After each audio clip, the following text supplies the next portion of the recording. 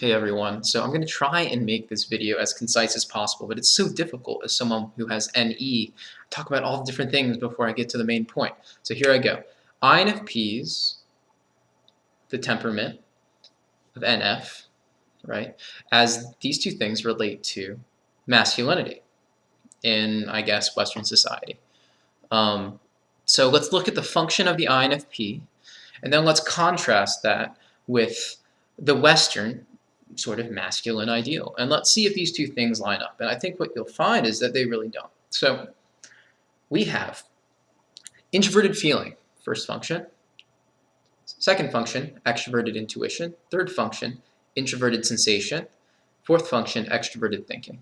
So for the INFP, they're always looking at the world, right? And everything is being directly related back to how it makes them feel, right?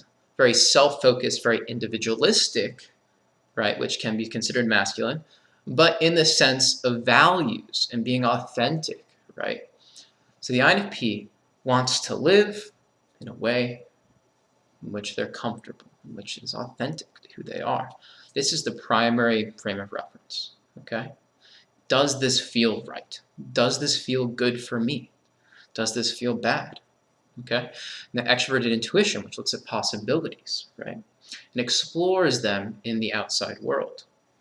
This can be considered to be extremely feminine, I think, because it isn't the type of function that stimulates just quick conviction, right, about just what people want to do. It looks at all the possibilities. It's, in a sense, not afraid, but it wants to look at everything possible before it inches forward, right? It wants to look at all the different avenues.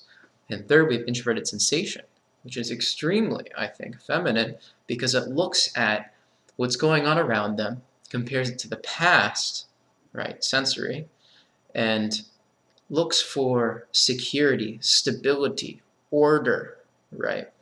And I think this can be likened to sort of a nurturing sort of side of the INFP, also very feminine. And then we have extroverted thinking, which, if you don't know this, is the epitome, I think, of the masculine sort of archetype in the Western society, because TE represents action, okay, doing, right? And then producing results in the outside world, executing, right? The extroverted thinking person, the TE, think of an ESTJ. ESTJs, they want to act, they want to lead, they want to get everyone together, and they want to get everyone to do certain tasks. They delegate. You do this. You do this. We're getting this result. This is masculine. This is leadership. Okay? That for the INFP is their inferior function. So if you see an INFP being directive, right? Do this. And that, I mean, that's a sign of them either being very emotionally exhausted or just being very mature. It depends on the situation. But if an INFP is showing TE a lot, that's just not normal. An INFP thinks a lot, is generally very quiet, thinks about possibilities, relates those possibilities to values, produces visions, inspires other people, and that's what moves them forward to action. What makes them act isn't producing results, and necessarily it's an idealistic sort of value-based frame of reference. Okay, now what I've kind of been saying is that the INFP isn't very masculine according to that archetype. But if we look at what masculinity really is, and this is subject to definition, the INFP can be extremely, extremely masculine. And in the sense of conviction, moral conviction, leading on principle, leading on what is good, what is right, okay? And this type of stuff, this type of way of being can really shake up, in my opinion, other people's points of view. It can really shape organizations. An INFP leader can lead in a very, very effective way with values right in the front of their face, which I think is very beautiful.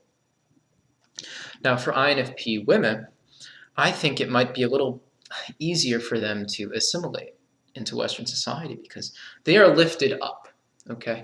And the way in the West, how, I guess where we live, or depending on where you live, individualism, right, materialism, right, leaving the home, starting your own family, right, is praised. To succeed in the West is to make money, right, to produce a life of your own, on your own account, due to your own merits, your own hard work, okay? And then, in contrast, in the West, it's a collectivistic culture. So they praise obedience, they praise listening to others and being directed, okay? It's very interesting. Difference. So the INFP's driver isn't individualistic in the sense of materialism. It's generally individualistic in the sense of authenticity. I need to be who I am. I need to be this person that no one else is like. Okay, that's the INFP's individualistic streak. So I think for the female INFP, they're praised in a sense because they are this really generally soft-spoken, passive, right? These are INFP qualities. INFPs, they get energy from listening, okay? Dario Nardi's book suggests that when he looks at the electroencephalograph of the brain of an INFP, it lights up in a halo pattern, right? And this halo pattern apparently has been implicated in listening, right? Listening to others, being slow to actually say things.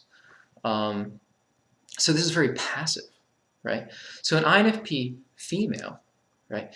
Females are praised in the Western society for being soft-spoken, non-directive, focused on security, being, having a man act for them. This is just traditional. This is praised. You might not agree with it, but it's implicit in society.